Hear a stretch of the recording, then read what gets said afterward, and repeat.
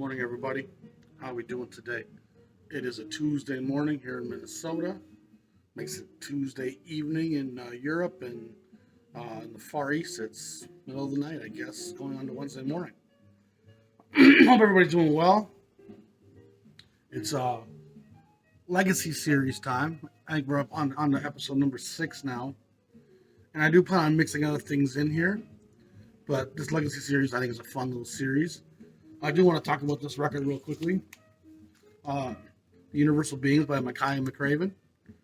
It was a gift to me by a friend at Reckless Records, Ben, in Chicago. I have listened to it, and I like it a lot. I want to first say it's not jazz in a traditional sense. I think a lot of the modern interpretations of what jazz are getting a little clouded by a lot of what's come down the road and been proclaimed as jazz because it has jazz elements. It's more akin to DJ Shadow, Cinematic Orchestra, some Saint Germain, a lot of groups in that, Jazz and Nova. Of course, it does sound like it's all live instrumentation, but it doesn't swing like a jazz record does. It plays more traditional beats, and a lot of the loops seem very repetitive without any kind of modulation or variation. So it does still have a very modern, free of the blues kind of sense to it. That human element, it's not as present as it would be in the context of the blues or in the context of hard bop or jazz back in the day. That being said, I liked it a lot. It's urban. It's got some complexity, some dissonance, some modernity. It's got nice elements. Soundtrack. It's, like I said, it's something I would play in a DJ set, but I certainly wouldn't want to misname it as what jazz is. That's misleading to people who are coming into jazz. But all the same, I really enjoyed it, and I liked I think it was the Chicago side the best, which is interesting because that's where I got it, and I think he might even be from the Chicago area, if memory serves. There's like a New York side, a Chicago side. I think it was a London side. Is it Paris? The other side, or maybe it's Tokyo. I don't remember. But again, Cinematic Orchestra really came to mind. Some Medeski Martin Wood, that type of sound. I'm glad I've got a chance to get to know it. I'll definitely look for other titles in that series, especially if the prices are okay. I'm not sure exactly how expensive those records are, seeing as this was a gift. Does it say the price on it? It doesn't. But I'm guessing it's not cheap because the packaging is really nicely done. They certainly took their time on that, put that together nicely. So again, thank you, Ben. Definitely enjoyed it, and it's definitely got some wonderful jazz elements to it. But I don't want kids to go out there and buy it and think that they're listening to jazz because that would be doing a disservice to what jazz is. It's more than just having a saxophone that makes something jazz. And jazz, the emotive nature of jazz has to be, the improvisation has to be there. And there's some elements of that. But a lot of it feels kind of looped even though it's not. A lot of it feels kind of rigid and just these kind of loops that where everyone kind of gets these little patterns. And that's more really rhythm and blues and hip hop elements than it is the essence of jazz, where in jazz you rarely find 4 bars that will be the same anywhere. And there's times here where 4 bars will repeat over and over and over and over again for long stretches of time. So that would be the biggest difference. It doesn't make it bad. It just means I wouldn't want to call it straight ahead jazz at all. Moving on, we'll talk about Lee Morgan. And I'm a big Lee Morgan guy, as I'm sure most people here on this channel are. And part of the issue here becomes legacy. How do you want to define that? And legacy has definitely multiple definitions. People can look at it different ways. But I think in the large context, legacy is often defined by how you remember what's the first record most people are going to have by you. And I've been kind of using that as a guideline with the records I've been choosing. Soul Station was a great example of that. I think the first record I did, Mingus Pithecanthropus, was probably the one exception where really Mingus Aoun would probably be the one that people kind of get to first. But I wasn't really too clear on what I was doing with the series at that point. It was just kind of a one-off that turned into this. I feel most of the other records I've done have been the landmark recording by said artist. In terms of popularity and the one that they're going to be known for, And Morgan has a lot of great records. That's part of the issue here. Is Morgan has incredible discography, and his first six Blue Notes are some of the best hard bop records ever made in 57, 58. They're just fantastic records in the 1500 sequence. And he makes one more right towards the end of 60 or 59. Was it Leeway? I think it is. I think. Anyway, it's kind of, I know it's got a red cover. I get confused with Cornbread. I think Cornbread comes later.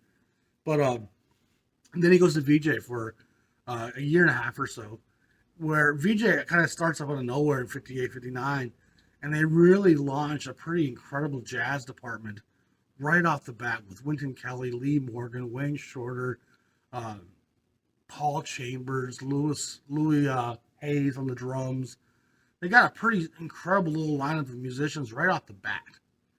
And they make some on par records in 58, 59, and it's going into 60 that are on par with what's happening at Riverside and Blue Note and Prestige. And it's out of Chicago. I believe it's a black couple. I'm not positive. But I know it's a couple. They were from northern Indiana, Chicagoland. Their headquarters were in Chicago. So VJ kind of launches this great, hurrah, new series of jazz records. And again, it's very impressive. But they take Lee Morgan and sign him away from Blue Note for a brief window. And then he kind of comes back to Blue Note in 62 or so. And things are changing. Blue Note's fluidity is in doubt. I mean, there's a lot of economic upheaval happening. Excuse me. And kind of as an almost throwaway, they make this tune called the Sidewinder. And it's a pretty iconic track. It's one that people are going to recognize pretty instantly. It shows up in films. It shows up in, commercials. It's just got a real pop culture aspect to it that's going to be pretty omnipresent to most people. And it's a fairly big hit in terms of indie jazz record labels go. And so the 45 sells well. It gets into jukeboxes, gets some radio play. It really affects and impacts Blue Note's bottom line and helps kind of save the label from bankruptcy. And so it has that importance in a kind of duality. It helps keep Blue Note alive and allows a lot of new sounds to be produced by Blue Note over the next 5 years. But it's also the record that kind of is stuck to Lee Morgan's legacy, and most are going to associate with Lee Morgan first and foremost. And again, it's kind of a little bit of shame because his early hard bop records are just phenomenal and full of aggression, and this doesn't really illustrate the Lee Morgan of his early days at all. And he follows it up with Rump Roller and a few other records that have Boogaloo tracks on them, which is what this sound becomes named, Boogaloo. It's got that kind of rolling Boogaloo sound to it. It's akin to soul jazz, maybe a little bit more up-tempo than soul jazz, but soul jazz can be very up-tempo as well. It's kind of the Blue Note answer to soul jazz in a lot of ways. They also had edited 45s that were getting into jukeboxes, and I would say half the records that Blue Note made the next few years had a Boogaloo track front and center. And the albums were actually named after those tracks because they also wanted to reprocess that success. And it's one of the few times you see Blue Note actually be cognizant of money and bottom line. Their need to keep doing Boogaloo tracks. They were almost blindingly unaware of their own mortality as a record label. They just made artistic choices all the time versus financial choices, which is part of why their integrity and their artistic sacrosanct, just an incredible institution, Blue Note. And it's partly why they're so well revered, even when you don't understand it. It's just a really sacred thing. But this was definitely a decision that was spawned by the success of Sidewinder. And it left Morgan in a bit of a pinch, too, because he was now kind of being associated with a sound that was, for him, was kind of a one-off, almost like I don't want to say throwaway, because it's a great song. And it's got a fun up-tempo. Joe Henderson is also a fantastic player on this record, the great tenor player. Henderson gives you a great example of what a guy like Coltrane maybe could have sounded like had he not gone so far out. Henderson was a great tenor player in the mid-'60s with elements of the avant-garde, but always kind of a real deep-rooted gospel blues feel to them that never really got too far beyond the parameters. The rhythm section is rounded out by Barry Harris on the piano, the great Detroit player, with Bobby Crenshaw and Billy Higgins on the bass and the drums, two institutions of bass and drums at that time at Blue Note and the New York scene for the most part. Sidewinder sold really well, and it continued to be used in pop culture settings, which kind of kept this record in print for a long time. And it doesn't by any means define Lee Morgan's career. His early hard bop records like A Search for the New Land, where he's pushing the limits of the boundaries and flirting with avant-garde. He makes some very modern, postmodern. He's all over the place with what he does, but it's always got a good sense of groove to it. And this record is a part of that institution. And we need to really not condescend Sidewinder or fans of Sidewinder, because it is a great entry point for a lot of people. And aside from the Miles Davis, Coltrane, those big names, Sidewinder is a place where some people do come into jazz. You know what I mean? It's got such a pop accessibility and such a it shows up in video games and movies. So people will download it. Next thing you know, they're downloading Lee Morgan. And you're going to get a lot of different stuff from Lee Morgan than just this. And even this record itself has a lot of different sounds. Totem Pole is a quite bright up number piece where Joe and Lee are exchanging riffs, going back and forth, and kind of a lot of great playing. And Gary's Notebook on side 2, Hocus Pocus, Boy What a Night. Boy What a Night's a blues waltz, wonderful slow mid-tempo piece. So that's one of the things about Boogaloo records is they have a Boogaloo track front and center, but they usually have a blues, they'll have a ballad, and they'll have a couple hard bopish modern pieces, up-tempo pieces. So by no means it's going to be like 6-7 Boogaloo songs. That's not how it works. But they had that one song that they thought might be commercial. And most of the Boogaloo tracks do have a template, which again is not something Blue Note really was cognizant of doing much in their early days. They didn't really have templates. They didn't really follow formulas. They didn't really put people into obligations. And Boogaloo became that exception, but it was also a source of survival. And things like Roshan Mankur III and things like Herbie Hancock's Empyrean Isles, those great records never would have been made had not Boogaloo and Sidewinder saved Blue Note's skin. And so, while I was hesitant to make this his legacy record, it really kind of has to be. It's like I said, it's where most people will come into Lee Morgan.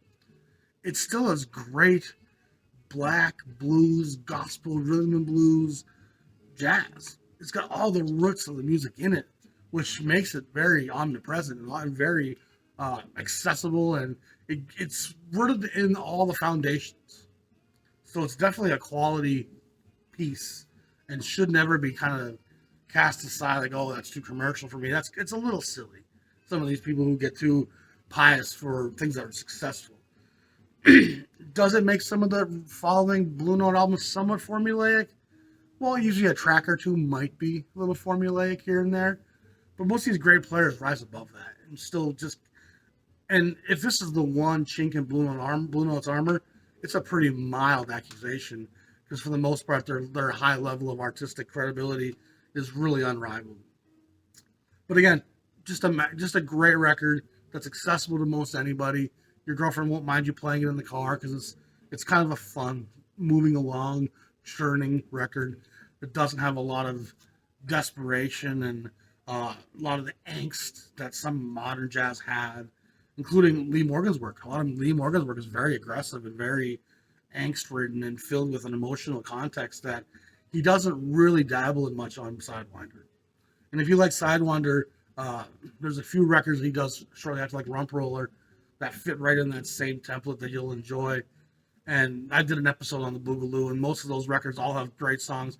And the Boogaloo tracks by Blue Note are some of the tracks that made it into those acid jazz remix sessions in London. When people were doing jazz in London by the DJs in the 80s and the 90s, it was Blue Note Boogaloo that was a big part of what turned into the acid jazz scene and that whole modern reissuing of the Blue Note sound. Groups like Us Three, like it's Blue Note and the Boogaloo were a very important thing in keeping Blue Note's name in people's mouths. because people didn't rediscover Blue Note for the hard bop and the avant-garde. It was these Boogaloo tracks that were danceable, accessible, that DJs were digging out and putting in their sets, especially in the UK, that really kind of, in Japan as well, really. So again, it's I think without question, when you look at it, this is Lee Morgan's legacy record, and probably not my favorite Lee Morgan, but it's certainly the one that he will be remembered for 100 years from now, Sidewinder, and that would make it his legacy.